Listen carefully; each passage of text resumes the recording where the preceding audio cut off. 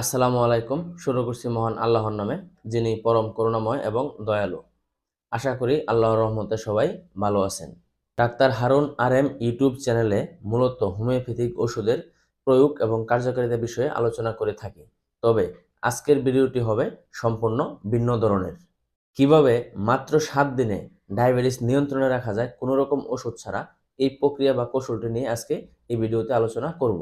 শতভাগ কার্যকরী একটি প্রক্রিয়া, আপনিও প্রয়োগ করে দেখতে পারেন প্রমাণের জন্য।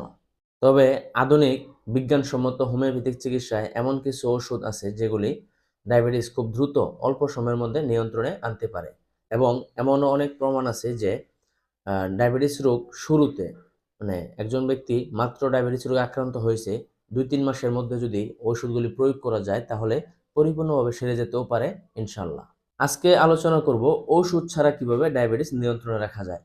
সেটা যদি টাইপ 2 ডায়াবেটিস হয় সেটাও নিয়ন্ত্রণে আসবে ইনশাল্লাহ। সেজন্য ডায়াবেটিস নিয়ন্ত্রণে রাখতে হলে রোগীর খাদ্য অভ্যাস পরিবর্তন করতে হবে, খাদ্য তালিকায় পরিবর্তন আনতে হবে এবং দৈনন্দিন রুটিনের একটু পরিবর্তন করলেই হয়ে যাবে ইনশাল্লাহ।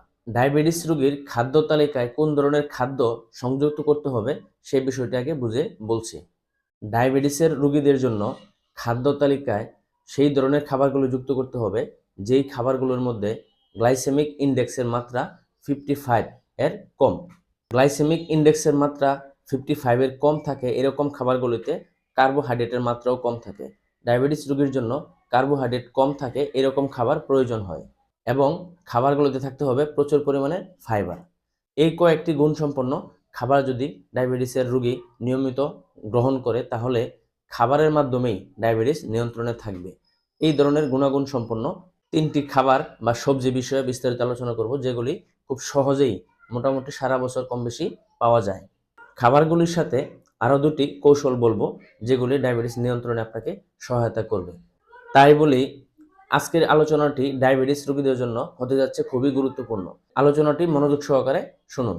প্রথমেই যে সবজির কথা বলবো সবার পরিচিত একটা সবজি, যেটি ঢেঁড়স বা লেডি ফিঙ্গার নামে পরিচিত, অনেকে ভেন্ডিও বলে থাকে।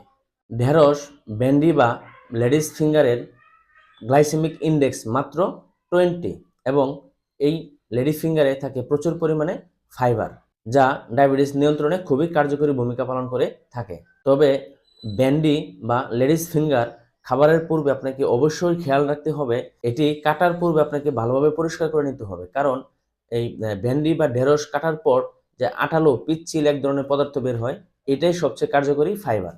এটা যাতে কোনোভাবে নষ্ট না হয়ে যায় এবং আপনাকে খেয়াল রাখতে হবে অনেক বেশি তাপে সিদ্ধ করা যাবে না, অল্প তাপে এই ভেন্ডি বা ঢেঁড়স আপনি সিদ্ধ করে খেতে হবে। তবে এক্সট্রা ভার্জিন অলিভ অয়েল অল্প পরিমাণে দিয়ে সেদ্ধ করে রান্না করে আপনি এই লেডিস ফিঙ্গার বা ঢেঁড়স সেবন করতে পারেন। মূলত লেডিস ফিঙ্গার বা ঢেঁড়সের এই পিচ্ছিল পদার্থটি হচ্ছে উপকারী ফাইবার, যা ডায়াবেটিস নিয়ন্ত্রণে সহায়তা করে থাকে। দ্বিতীয় যে সবজিটির কথা বলবো এটা হচ্ছে ব্রোকলি। ব্রোকলি ডায়াবেটিসে আক্রান্ত রোগী নির্দ্বিধায় নির্ভয়ে খেতে পারেন, কারণ এই ব্রোকলির গ্লাইসেমিক ইন্ডেক্সের মাত্রা মাত্র 15 এবং এতে থাকে প্রচুর পরিমাণে ফাইবার। যে কোনো ধরনের ডায়াবেটিস, মানে টাইপ 1 বা টাইপ 2, যে কোনো ধরনের ডায়াবেটিস হোক না কেন, এই ব্রোকলি অতিরিক্ত ফাইবার এবং গ্লাইসেমিক ইন্ডেক্সের মাত্রা কম থাকায় ডায়াবেটিস নিয়ন্ত্রণে রাখতে পারে। শুধু তাই নয়, ব্রোকলি প্যানক্রিয়াস থেকে ইনসুলিন তৈরিতেও সহায়তা করে এবং ব্রোকলিতে থাকে প্রচুর পরিমাণ অ্যান্টিঅক্সিডেন্ট, যা রোগীর রোগ প্রতিরোধ ক্ষমতা বাড়াতে সহায়তা করে থাকে। তাই ব্রোকলি ডায়াবেটিসে আক্রান্ত রোগীর নিয়মিত সেবন করা উচিত। তৃতীয় যে সবজিটি বিষয়ে বলবো এটি হচ্ছে বটল গার্ড বা লাউ। লাউ একজন ডায়াবেটিক্স পেশেন্ট নিয়মিত নিশ্চিন্তে নির্দ্বিধায় খেতে পারেন, কারণ লাউয়ের গ্লাইসেমিক ইন্ডেক্সের মাত্রা অনেক কম, মাত্র 15 এবং কার্বোহাইড্রেটের মাত্রাও অনেক কম। আপনারা জানেন কিনা জানি না, লাউয়ের মধ্যে প্রায় 90% থাকে পানি। তাহলে যে সবজির মধ্যে এতটুকু পানির পরিমাণ থাকে সেখানে কার্বোহাইড্রেট কম থাকারই কথা, এটা মোটামুটি সবাই বুঝতে পারবেন।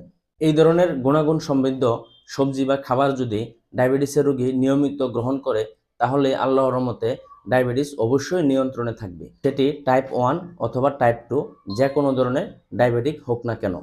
এই খাবারগুলোর সাথে সাথে আরও 2টি কৌশল বা প্রক্রিয়া আপনাকে গ্রহণ করতে হবে যেগুলো ডায়াবেটিস নিয়ন্ত্রণে আপনাকে সহায়তা করবে। তার আগে বলি, আপনি যদি আমার চ্যানেলে নতুন হয়ে থাকেন তাহলে চ্যানেলটি সাবস্ক্রাইব করে পাশে থাকা বেল আইকনটি অন করে রাখুন এবং বেশি বেশি লাইক, কমেন্ট এবং শেয়ার করে দিন, যাতে অনেকের মাঝে এই চ্যানেলের ভিডিওগুলি পৌঁছে যায় এবং প্রত্যেকেই এই চ্যানেলের ভিডিও থেকে কোনো না কোনোভাবে উপকৃত হতে পারে। ডায়াবেটিস নিয়ন্ত্রণে রাখে এমন দুটি টিপসের মধ্যে প্রথম যে টিপসটি হলো সেটি হলো কোল্ড শাওয়ার। কোল্ড শাওয়ারের মানে হচ্ছে ঠান্ডা পানিতে গোসল করা। মানে কোল্ড শাওয়ারের আছে অনেকগুলি উপকারিতা। তাহলে কোল্ড শাওয়ারটা আমরা কিভাবে নেব? গোসলের শেষ দিকে 30 থেকে 60 সেকেন্ড পর্যন্ত আমরা যদি শরীরে স্বাভাবিক তাপমাত্রার চেয়ে একটু ঠান্ডা পানি ঢেলে দেই বা ঠান্ডা পানিতে শাওয়ার নেই, তাহলে শরীরে একটি ঝাঁকুনি বা কাঁপুনি তৈরি হবে। এই ঝাঁকুনি বা কাঁপুনির কারণে শরীর থেকে কোল্ড শক প্রোটিন রিলিজ হয়। এই কোল্ড শক প্রোটিন রক্ত থেকে গ্লুকোজ শোষণ করে ডায়াবেটিস নিয়ন্ত্রণে রাখতে পারে। সর্বশেষ যেটি বলবো তা আরও বেশি কার্যকরী ডায়াবেটিস নিয়ন্ত্রণে রাখার জন্য, এটাও মোটামুটি সবাই জানেন, আর তা হলো নিয়মিত ব্যায়াম করা। আজকের ভিডিওতে আলোচিত সবজি খাবার এবং কোল্ড শাওয়ার, এই প্রক্রিয়াগুলোর সাথে একজন ডায়াবেটিসের পেশেন্ট যদি নিয়মিত 40 থেকে 60 মিনিট নিয়মিত 2 বেলা হাঁটাহাঁটি করে, তাহলে কোনো রকম ওষুধ ছাড়াই ইনশাল্লাহ আল্লাহর রহমতে ডায়াবেটিস নিয়ন্ত্রণে থাকবে এবং এটি পরীক্ষিত একটি প্রক্রিয়া। আপনি চাইলে প্রমাণের জন্য অল্প কিছু দিন এটি চেষ্টা করে দেখতে পারেন। পরবর্তী ভিডিওতে হোমিওপ্যাথিক ওষুধের মাধ্যমে কিভাবে ডায়াবেটিস নিয়ন্ত্রণে রাখা যায় সেই বিষয়টা নিয়ে আলোচনা করব। সেই পর্যন্ত আল্লাহর রহমতে সবাই ভালো থাকুন, সুস্থ থাকুন, সেই প্রত্যাশায় আজকের মতো বিদায় নিচ্ছি। আল্লাহ হাফেজ।